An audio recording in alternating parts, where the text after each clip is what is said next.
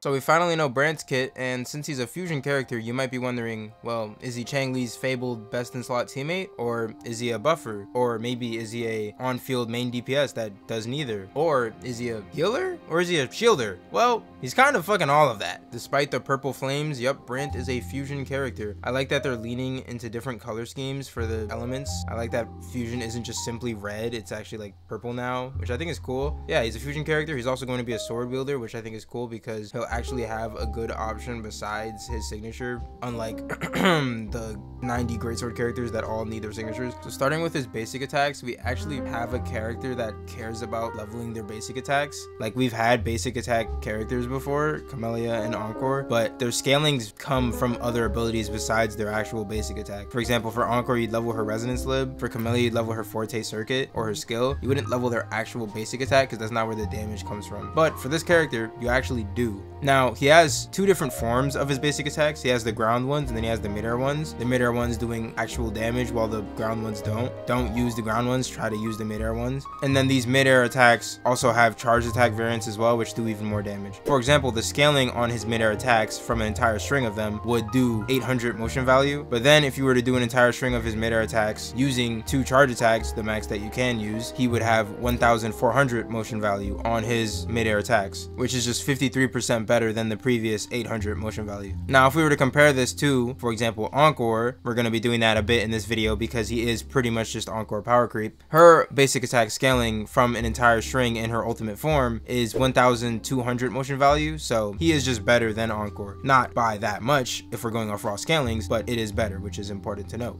So if you were to optimally use these, you would obviously use his mid-air attacks because they do more damage than his normal attacks. You would weave in your 2 charge attacks because that does a lot more damage. His charge attacks do good damage. And then you would finish up the rest of the combo to get the max damage possible. Moving on to his skill, it actually has a surprisingly low scaling. It has a 300 motion value scaling, which is like really fucking low. If we were to compare this to Encore's skill, it's just half. Hers is 612 motion value, so it's just a lot worse than Encore's skill. But more importantly, the skill puts him mid-air, which lets him do his mid-air basics, which are the bigger portion of his damage, and it's also on a very short cooldown at 4 seconds, so you can use this pretty often. And it also makes him a lot more accessible in like quick swappy type teams because his cooldown so short. So while the damage isn't very good, the actual way you use this skill is pretty good. This Forte Circuit, however, is where things start to get a bit more interesting. Starting with the scalings on it, it has a 1175 motion value, which is pretty good. If we compare this to Chang Li's Forte Circuit, it is pretty much double. Hers is 654 motion value, so it's gonna do pretty good damage. And on top of that, this damage is considered basic attack damage, which kind of leans him even more into the whole caring about basic attacks. Both of the biggest portions of his damage are basic attack damage scaling abilities. And then the second part of this Forte Circuit is that he has a stacking ability called Bravo.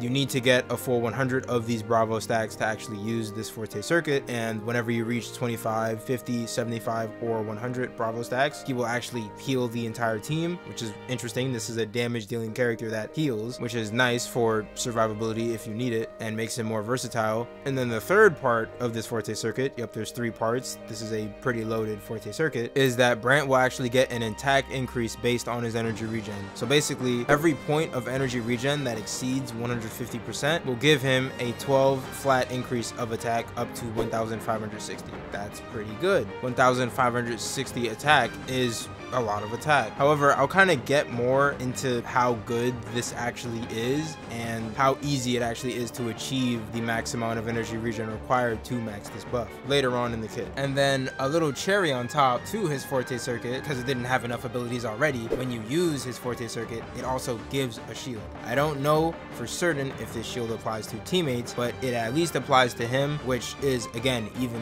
more survivability that this character brings. He is very unga bunga with all the survivability he brings. He brings a shield and he brings a lot of healing. It's kind of hard to die on this guy. Moving on to his outro skill, it gives a fusion damage amp by 20% and a skill damage amp by 25% for 14 seconds until the next character is swapped out. Now, obviously, this is a very good buff for Chang Li. She cares about fusion damage, cares about skill damage, which hammers in the fact that you want to use this guy with Chang Li even more. However, because it also gives a skill damage amp, this makes him usable in non-fusion teams as well. For example, you could use him with Carlotta. Carlotta cares about skill damage amp, and currently, what are the options really? Besides Zeshi, a limited 5-star that a lot of people probably don't have, who really buffs skill damage.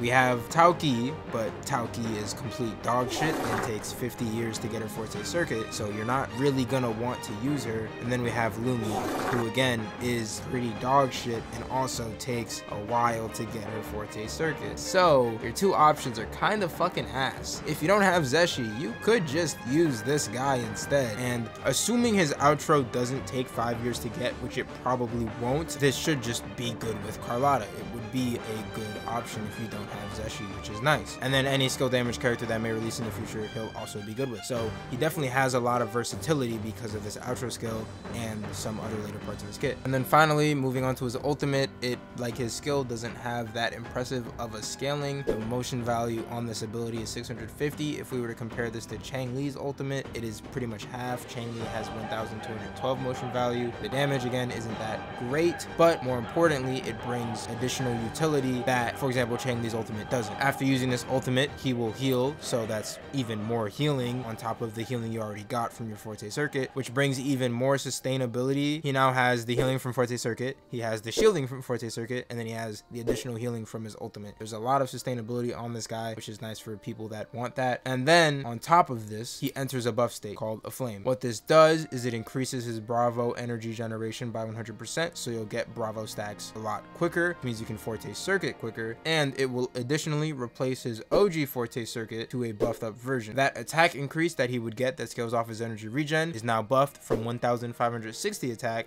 to 2600 attack.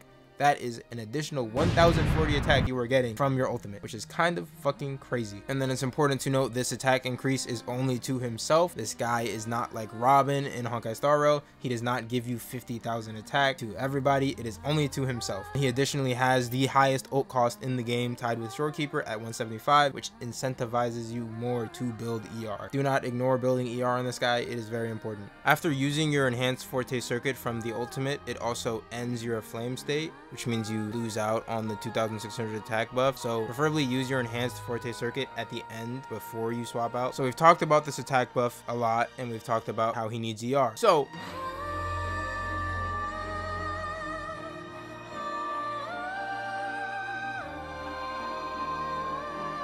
how much ER does he actually need to maximize this attack buff? Well, to get the max 2600 attack buff during his enhanced state from his ultimate, you would need 130% bonus ER past the 150, which would put you at 280% total ER. 280% ER on a character. That is a lot. Shorekeeper only needed 250% ER to max her buffs. She's not a DPS that also cares about crit and attack and all that bullshit, which makes building this character to maximize everything. You gotta maximize your crit ratios, you gotta maximize your ER, you gotta maximize your attack, a big pain in the fucking ass. However, something you can do to kind of get you to that 280% ER maximum easier is, instead of running your typical fusion damage 3 cost, you will run an ER 3 cost. Now you might be wondering, why would I do that? Fusion damage is so good. Actually, for him, it's not. Running a fusion damage 3 cost gives you 30% damage bonus, but if you were to run an ER 3 cost instead of that fusion damage 3 cost, it would give you 32% ER, which would equate to 640 attack. This is because each individual point of energy regen you have, every 1 energy regen equals 20 attack. So if we do 32 times 20, that gets you to 640 flat attack you are getting, which is a lot better than just 30% damage bonus. And then obviously if you run 2 3 cost ER echoes, and then you combine this with the new Tide Breaking Courage set, which also gives ER, you'll have a total of 74% ER, which gives you a lot more attack and puts you even more closer to that 280% threshold. That alone though is not enough to max his maximum ER cap. 2 3 cost ER echoes combined with a Tide Breaking Courage set plus 3 echo substats of ER, assuming the average roll, would only put you to a total of 204.75 energy regen, which is not 280%. So what else can we do to really get there? Well, this is where his signature weapon comes in. Yup, he is a character who really benefits from his signature weapon. Who would have guessed? His signature weapon gives a 77% ER main stat. Yep, 77% ER on a main stat. That is a lot of energy regen. The passive gives you 8 crit rate, and it gives you 24% basic attack damage bonus for 10 seconds after an ult. and then 24% normal attack damage after a normal, which is pretty much permanent uptime. So it gives pretty good stats, but most importantly, a fuck ton of ER. If you combine this with the already mentioned 204 ER, this would then put you at 281.75% total ER. Just barely enough to reach the 280% maximum, giving you the max 2,600 attack buff. Something important to note though is because you are running an ER main stat weapon instead of your typical crit one, this will make your crit ratio even harder to manage, which is a potential problem with this character. But you may be wondering, what if I don't have his Sig? What if I can't get it, or what if I just don't want it? Am I cooked? Well, not necessarily. Because he's a sword user, he can still use the standard 5-star sword, which obviously doesn't give as much energy regen as his signature would. It only gives 12.8% from the passive, but it is a main stat crit rate weapon, which makes your crit ratio easier to manage, and then it also gives attack percent on the passive as well, which he can stack up very easily. If we were to use the same assumptions as we did for the signature weapon, he would instead have only 217% total ER, which would only give him 1,351 attack instead of the 2,600 maximum that you get with the Sig. So you lose out on pretty much half, on top of him not even being able to reach the 250% ER cutoff for Tidebreaking Courage, because the 5-piece needs 250% ER to actually give 30% damage bonus, which would make it even worse than the signature. However, despite all these problems with this weapon compared to his Sig, there are some kind of workarounds you can do. Because you're not reaching the 250% cutoff for Tidebreaking Courage's 5-piece, you could instead opt for 5-piece fusion. Yes, you would lose the additional 10% ER from the 2-piece for Tidebreaking Courage, but you would instead gain 40% fusion damage bonus, which 100% outweighs that. And the difference between Tidebreaking Courage's buffing and 5-piece fusions actually really isn't that high. It's 30% damage bonus plus 10 ER versus 40% damage bonus and no ER. It's not really that big of a deal. I'd say the more so bigger problem is simply that you just have less ER. So to kind of TLDR it, without a Sig weapon, it's obviously going to be impossible to reach the 280% ER cap, but even without the Sig weapon, standard weapon is still a very viable option. A big misconception a lot of people will have about this character is if you don't reach the 280% ER cap, you're cooked. No, that's not how it works. Unlike other abilities that have a cap, this ability still works even if you don't reach that cap. One example is the new character in Honkai Star Rail Food. If you don't reach 220% break effect, you don't get the bonus. You need to be 220% break effect or it doesn't exist. That is not how Brant's ability works. It gives additional attack past 150 to a maximum of 280.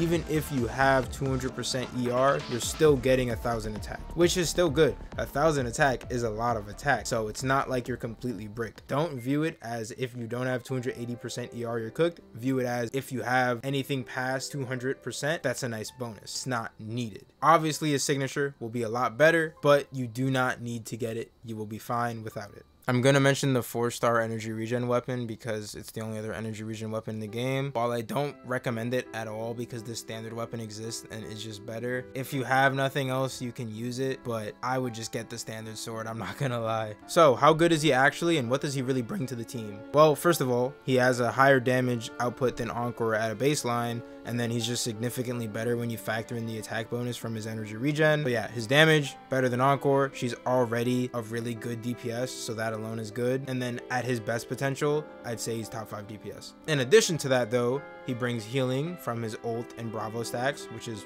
good sustainability. It's nice for the people that need it. And then he also gives a shield after using his Forte Circuit, which is even more sustainability. Again, I'm not 100% sure if this applies to teammates, but even if it only applies to himself, if you're running Brant, you'll most likely be on field with him for some amount of the fight, which means you have a shield on him so he won't die, which is nice. He then has a 20% fusion damage amp and a 25% skill damage amp from his outro. It gives a buff to fusion characters and any skill damage character. And then finally, he has a very short cooldown on his skill, and his rotations don't look that long, which means that he'll synergize pretty well on a quick swap team. And then some potential problems, because I gotta be neutral. I can't just only tell you the good, there is some bad. First of all, his ult cooldown is 24 seconds, with his enhanced state lasting a max of 12, and it can be ended even quicker if you do his Forte during his ult, which basically means he won't have permanent uptime of this 2,600 attack buff. However, he will at the very least have the uptime from the smaller attack buff. He won't get the max increase, but he'll still get some. So basically, if you have Chang Li, he's a very worth pool, as he brings a lot more to her team than Encore or Yinlin typically would. On top of having a lot of defensive utility, that can help the people who actually need that. And even if you don't play Changli, he still buffs skill damage, making him good with Carlotta as a side grade and any future skill damage characters. If you don't care about the defensive utility and you don't play Changli, you don't play Carlotta, you don't care about skill damage characters or fusion damage characters, his value will fall off a bit. If you want a fusion damage main DPS because you just don't have one, you can pull him for that. He will be a good damage dealer on his own. So he will be a pretty good pull for the majority of accounts. Obviously he's not a must pull. I mean, fucking no one is. I always hate the term must pull because, like, must pull, what will happen if I don't? Do I die? Does the game explode if I don't pull someone? Like, no. You don't have to pull anyone if you don't fucking want to. If you think this guy looks ugly and you don't like him because of that, don't pull him. That's fine. I've also seen a lot of people like to compare him to Jan Shin. He's not Jan Shin. Please do not compare him to that fraud. The problem with Jan Shin is she tries to do fucking everything, but she ends up sucking at everything at the same time. She's not good at healing. She's not good at shielding. She's not good at buffing, and she's not good at damage. She ends up being a character you'd only use if you have literally nothing else. She is that character you use in the tower for the first 2 floors because you don't want to waste your Verena or Shorekeeper. Brant is good at shielding, is good at healing, is good at buffing, and he is good at doing damage. He's not just somewhat good at everything and a niche side grade. No, he is the best in some teams and then a side grade in some. That is very different from Jan Shin. Anyways, sorry to the 5 Jan Shin fans watching this video. If you want to talk about a real fraud, we can talk about that motherfucker Kalkaro. But shit, that's a conversation for another day.